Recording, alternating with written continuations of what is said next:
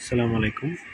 আজকে আমরা অপারেশন এমপ্লিফায়ারের আরেকটি ম্যাথ নিয়ে আলোচনা করব, যেখানে ডাকটি হচ্ছে একটি সার্কিটে ইনপুট ভোল্টেজ বি ইনপুট 2 ভোল্ট, input resistance R input 10 kilo ohm এবং feedback resistance R F 50 kilo ohm.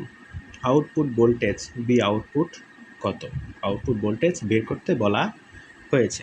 তা আমরা যদি সার্কিটটা লক্ষ্য করি তাহলে এই সার্কিটটি ঠিক এরকম। ইনপুট ভোল্টেজ বি ইন, এটা inverting circuit, input resistance R in 10 kilo ohm আর আর এফ রেফারেন্স ফ্যাক্টরে 50 কিলো ওহম। আউটপুট ভোল্টেজ মানে বি জিরোর মান বের করতে বলে। তাহলে আমরা প্রথমেই আউটপুট বের করার জন্য কী করবো, গেইন নির্ণয় করবো। এখানে ইনপুট এমপ্লিফায়ারের ক্ষেত্রে গেইনের সূত্রটা হচ্ছে এবি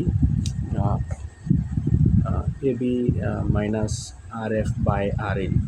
এখানে মান বসিয়ে পাই এবির মান কত, minus 50 kilo ohm by 10 kilo ohm minus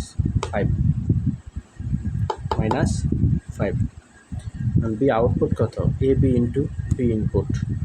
এ বির মান কত, -5 আর বি ইনপুটের মান হচ্ছে 2 ভোল্ট ইজ ইকুয়াল টু কি, -10 ভোল্ট। এখন যদি বলি যে আমরা এ বির মান যদি গেইনের মান, যেহেতু গেইনের মানটা আমার দেওয়া নেই -5, কিন্তু ইনপুট ভোল্টেজটা লক্ষ্য করি আমার রেফারেন্স ফ্যাক্টরের মান দেওয়া আছে, তারপরে ইনপুট রেজিস্ট্যান্সের মান দেওয়া আছে, ইনপুট ভোল্টেজের মান দেওয়া আছে। তাহলে আমাকে শুধু বের করতে হবে বি জিরোর মান।